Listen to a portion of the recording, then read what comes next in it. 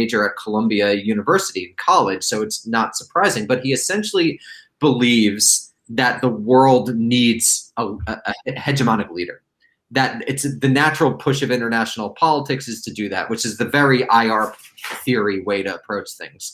And that he thinks the United States is the best leader. And why is the United States the best leader? Because a person like Barack Obama could become president. And this is the best that the world could hope for. And so his very, I think this cannot be overestimated. His very being is itself a justification. His very being as president is itself a justification for the empire. And that's his logic for it, really. And one thing I want to say, one more thing, is that it's kind of disappointing because I thought Obama would be like more of an intellectual, a little more reflective, but there's not really much more to it than that. He's not like offering sort of these like very thought through understandings of what international relations is. He essentially takes it that these assumptions are correct, and if you agree with him, you're a coward, a liar, or an idiot. Well, at a functional level, Barack Obama is a professional managerial class careerist. He's a petit bourgeois, black careerist who basically is not rooted in any kind of oppositional politics.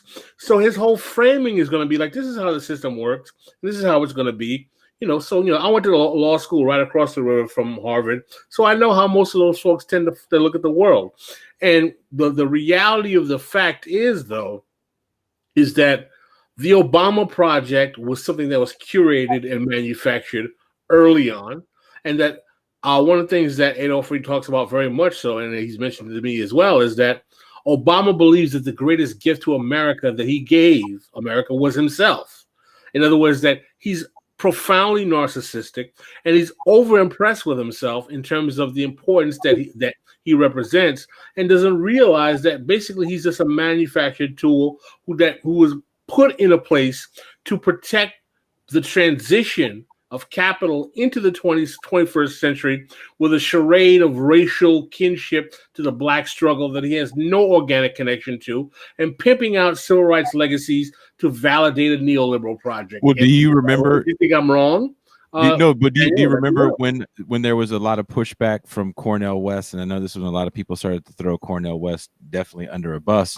When I think it's his second term, he uses Martin Luther King's Bible to swear in on during that second election. And I remember very vividly Cornel West and Tavis Smiley pushing back on that extremely hard, and then catching hell definitely in certain black spaces for that. Do you guys all remember that? Yeah, absolutely. I mean, we got Black Agenda Report guy was getting Bruce and Glenn were totally outcasts from even people who were on the black left. All the friends of theirs that were liberal, like, no, I mean, let's understand something.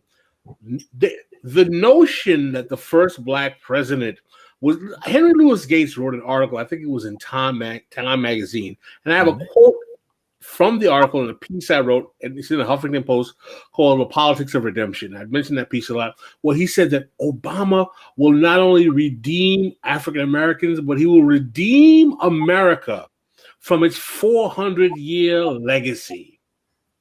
Well, I remember, I think I was in Iraq when this happened, but there was that shooting in Georgia, and Obama sung Amazing Grace. And on Rachel Maddow's show, they paused it, and she was like, I think we all have to listen to this extremely important moment in U.S. history, which really kind of speaks to the kabuki theater that liberal politics became under the Obama administration, and how everything became symbolism. And I think, and I hadn't thought of it in this terms, Daniel, but I think very much it seems that, Obama is at the center of this kind of, he sees himself as this figure who redeems America by his very being, which I find both frightening and fascinating.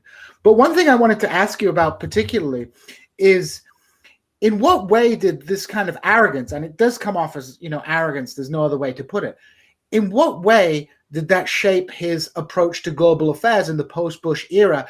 And in a sense, the kind of disastrous way, I think we can talk, and I think you mentioned in your article there are successes to Obama's policy, sort of relieving, tensions with Cuba, and also, the Iran nuclear deal can be seen as another success. But the fact of Obama's sort of trusted the process ultimately meant that even those modest gains were easily reversed in the post-Obama era. So in what sense do you see Obama's sort of foreign policy being sort of shaped by his arrogance and ultimately being a failure, even in its own terms, as in trying to create a better managed empire and a smarter foreign policy?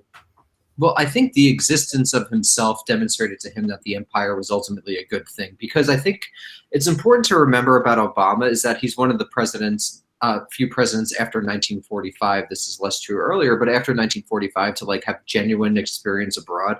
His mother, interestingly enough, was an MA in anthropology from the University of Hawaii, and she was spent a lot of her career, I want to say most, but I'm not exactly sure, working for private development groups. She's actually like quite a innovator, if you want to use that language. Is that she's one of the first people in the 1960s to work for private development corporations, which is an industry that really only took off in the 60s and goes strongly today. So she and a young Barack go to Indonesia, I believe in 1966 or 1967, which is, of course, right in the wake of the U.S.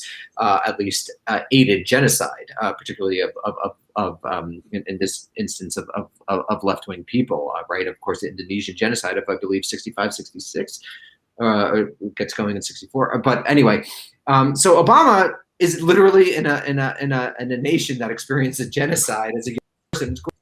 Goes up there, goes to school there, and is a young child there. So he actually does have a knowledge of the global South, and he winds up sort of like using that knowledge against itself, where he uses that sort of experience, or his experiences as a black person, to basically, I think, give a little bit of progressive patina to the normal operations of the American empire, because no structural changes are made, zero structural change. I think you could say, like, the big Obama, the theme of his presidency is that in healthcare and the economy and foreign policy, you get tactical changes, but not really structural changes. And I think that holds true as well. And I think, again, it's this incredible arrogance that the world has rewarded, right? Obama's not a narcissist sitting in a basement. Like, the world has been telling him really since he went to Harvard that he's a genius and that he's destined for great things. So it allows him to sort of, in a moment when it's pretty clear that the American empire at least needs to be rethought,